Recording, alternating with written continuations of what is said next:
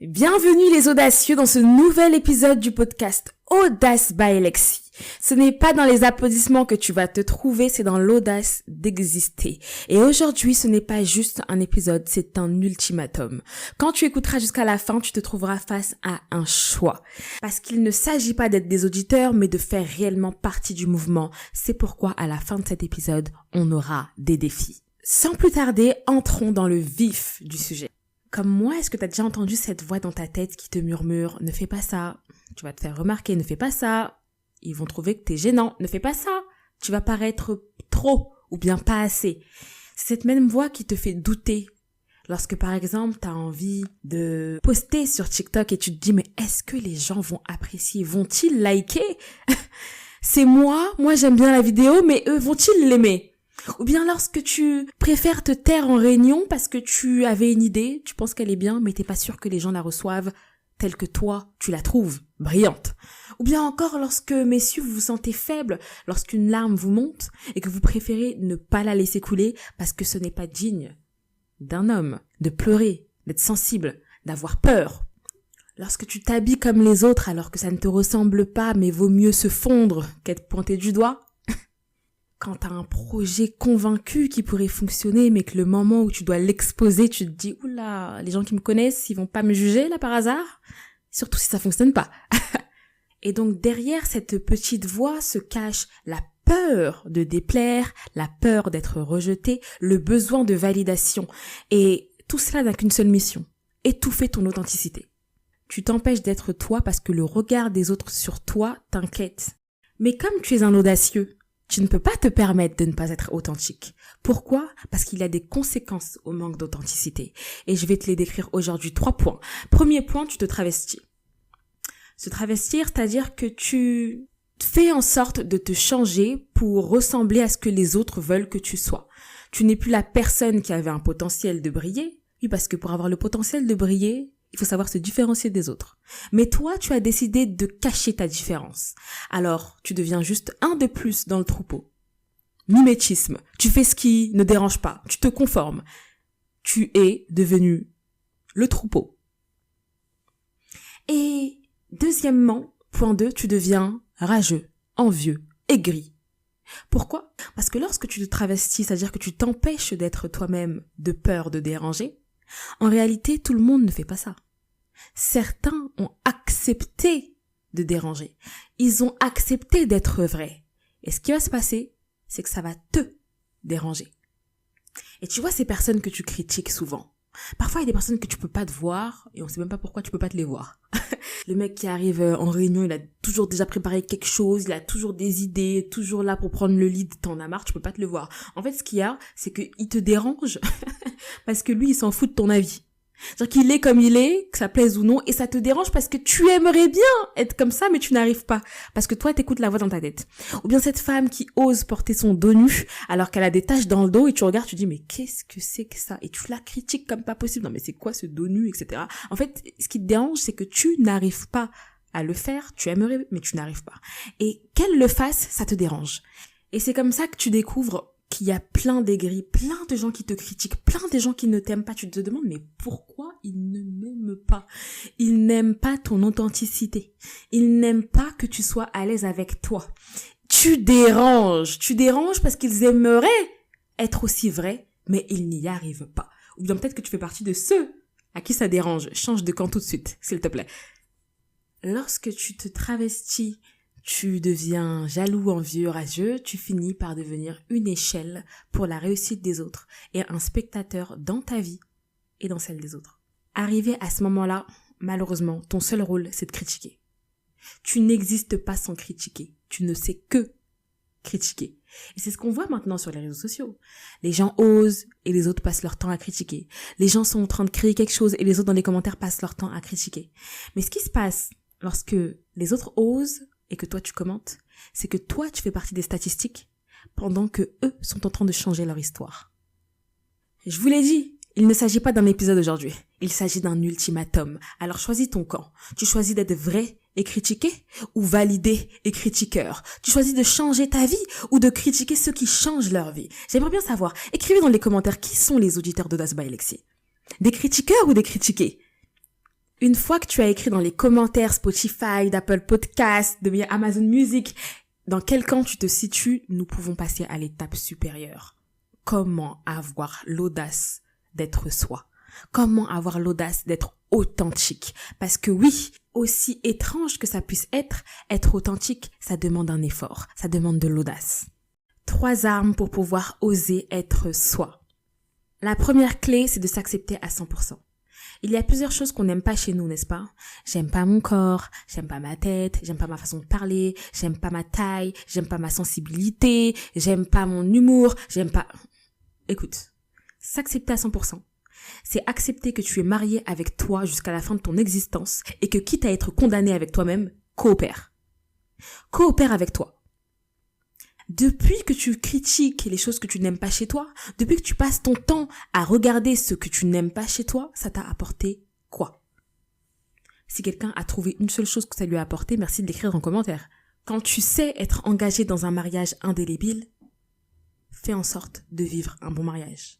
Fais en sorte de vivre ta meilleure relation avec toi-même. Pour ma part, mon corps a des taches, ma peau est compliquée, ma voix, je ne trouve pas que ce soit la plus mielleuse des voix élégantes et douces et agréables. À un moment donné, je me suis dit que, écoute, c'est comme ça qu'on t'a créé et c'est comme ça que tu finiras, alors coopère. Et j'ai coopéré. Je suis pas en train de dire que j'adore avoir des taches sur la peau, que j'adore ma voix. Je suis en train de dire que ma voix est telle qu'elle est, que mes taches sont là et que c'est OK. Point final. J'ai décidé de ne pas critiquer la personne avec qui j'étais mariée, mais décider d'avancer avec la personne avec qui j'étais mariée, c'est-à-dire avec moi-même, mon caractère, ma façon d'être. Valide ton rire, valide ton humour, valide ton caractère, valide qui tu es à 100%. Deuxième point, ose être vulnérable. On a tendance à penser que la vulnérabilité, c'est une faiblesse, n'est-ce pas? En réalité, tu peux transformer ta vulnérabilité en une force. Une faiblesse, c'est quelque chose que tu vas cacher, n'est-ce pas, de nature? Parce que c'est quelque chose que tu veux pas montrer, que tu vas masquer. Tandis que quand tu as une force, un point fort, tu vas avoir tendance à l'utiliser. Alors, pour renverser la tendance et transformer ta vulnérabilité en une force, tu dois l'utiliser. Lorsque tu utilises tes faiblesses, c'est plus des faiblesses.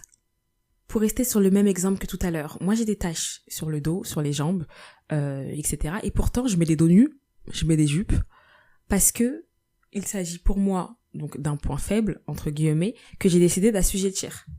Comment je l'ai assujetti? C'est que je ne le cache pas. Mes taches sont là, et je ne suis pas les seules à les voir. Tout le monde va les voir. Mais je les domine, parce que je ne les cache pas. Par exemple, la voix, moi je trouvais que c'était pas fou, c'était pas, tu sais, le podcast que t'écoutes, t'as envie de t'envoler. Ok. Eh ben pourtant, j'utilise ma voix pour faire un podcast. Pourquoi? Parce que j'ai décidé d'assujettir tout ce qui était considéré pour moi comme des faiblesses, de la vulnérabilité. Non, j'utilise ma voix pour faire un podcast, pour parler d'audace. Est-ce que c'est pas ça qu'on appelle assujettir ses faiblesses? Autre exemple, j'ai redoublé en droit, moi. Oula! Redoubler. Et je suis venue faire un podcast sur l'échec de test, mais l'audace triomphe toujours. C'est ce qu'on appelle assujettir ses faiblesses. Est-ce que tu comprends? Une fois que tu exposes ce qui te rend vulnérable, ce que t'as pas envie de montrer, ça n'est plus une vulnérabilité, tu contrôles pleinement. Et c'est aussi ça l'authenticité. C'est de ne pas seulement montrer ce qu'on adore, ce qu'on aime chez nous, c'est de se montrer vulnérable. Mais pas vulnérable et faible, vulnérable et fort. Est-ce que tu vois ce que je veux dire? Enfin, la troisième chose pour être une personne assumée, authentique, qui s'en fout du regard des autres, c'est oser dire non. Oser avoir l'audace de dire non. Oser dire non, c'est une déclaration d'identité.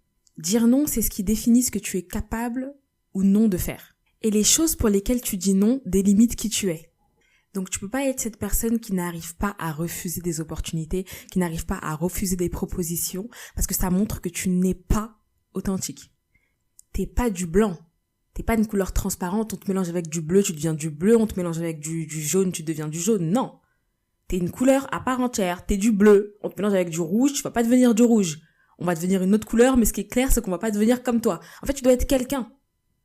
Tu dois être quelqu'un qui a des positions, qui a un avis, qui a des limites. Deuxième chose d'importante dans le fait de dire non, c'est d'une part donc imposer ton identité, mais également d'imposer un cadre aux autres dans la façon de se comporter avec toi. Alors faut pas hésiter, moi j'ai mis ça en pratique cette année, dire non c'est la meilleure des choses, c'est la paix assurée. Alors ça va déranger tout le monde, sauf toi, c'est-à-dire que toi tu vas être en paix. Tu peux pas être une personne qui est tout le temps disponible. Toi toujours oui, c'est parti, c'est là, toi t'es toujours là pour les autres, toujours là. Non, stop. À un moment donné, non. Parfois on te demande quelque chose, tu dis non. Non, là j'ai pas envie, ou là j'ai pas le temps, ou là je me priorise. Pareil, tu peux pas être une personne, faut savoir être ferme. Et quand tu dis non, il y a pas besoin d'explication derrière. Quand tu dis non, non c'est assez clair. Faut savoir mettre des limites aux gens parce que eux-mêmes ne vont pas s'imposer des limites. C'est toi qui dois leur mettre des limites. Donc si quelqu'un te manque de respect, te manque de considération, tu lui dis non et tu ne reviens pas. Un non clair et catégorique sur ton non, tu dois rester ferme. Et pareil, c'est une façon d'être authentique. C'est une façon de dire aux autres que moi je suis comme ça, avec moi on se comporte comme ça. Voilà. Donc voilà les armes. S'accepter à 100%, oser être vulnérable, une vulnérabilité maîtrisée et avoir l'audace de dire non. Je vais quand même te donner un avant-goût de ce que peut t'apporter l'authenticité, bien évidemment. Être authentique, c'est ce qui te différencie dans tout ce que tu fais. Ça veut dire que les choses ne seront pas pareilles parce que c'est toi qui les fais. Et c'est comme ça que tu vas trouver ce qui va te faire briller. Ça fera pas la différence parce que t'as créé une nouvelle idée. Ça fera la différence parce que l'idée existe déjà, mais c'est toi qui le fais. Lorsque t'es authentique, que tu sais dire non, que tu t'acceptes à 100%, etc., tu verras qu'il y aura un tri très naturel entre les personnes qui ne te supportent plus et ceux qui te supportent. Et tu verras que ceux qui resteront seront uniquement ceux qui aiment la vraie personne que tu es. Lorsque tu es authentique, tu acceptes davantage l'autre. Tu es à l'aise avec l'authenticité des autres et les autres ne te dérangent plus. Leur façon d'être ne te dérange plus, ça ne te perturbe plus. Tu es à l'aise avec la lumière des autres. Enfin, je suis obligée de te le dire, mais ton authenticité dérangera. Mais si tu signes pour réussir dans la vie, tu signes pour déranger. Et c'était l'épisode vrai ou validé, choisi d'Audace by Lexi. J'étais obligée de te parler d'authenticité après t'avoir parlé de confiance en soi intérieure, des fondements de la confiance en soi la dernière fois. Et là, on est sur le même terrain et on finalise, on boucle sur ça. Je te lance un défi. T'es audacieux, non? Une semaine pour faire preuve d'authenticité. Est-ce que c'est en disant non? Est-ce que c'est en faisant preuve de vulnérabilité? Ou est-ce que c'est en s'acceptant à 100%? J'en sais rien. Mais tu as une semaine. Et pour ce défi-là, je serai la première à le réaliser cette semaine. Je vais vous montrer comment je fais en sorte d'être authentique. Si tu veux suivre le chemin, si tu veux suivre ce défi, suis-moi sur TikTok. Je vais marquer les informations en commentaire. Le hashtag Audace by Lexi pour les plus audacieux qui vont aller poster comment ils ont fait preuve d'authenticité pour que je puisse voir vos vidéos. Mais moi, je serai la première à le faire. Donc, restez branchés. À plus pour un prochain épisode d'Audace by Lexi.